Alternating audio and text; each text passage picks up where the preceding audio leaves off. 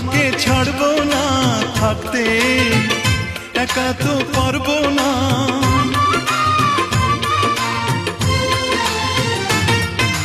না না ভেঙো না আমার মন, আমি তোমার খুব আপন জন। মিষ্টি মিষ্টি কথায় আমার একটু বলে যাও ও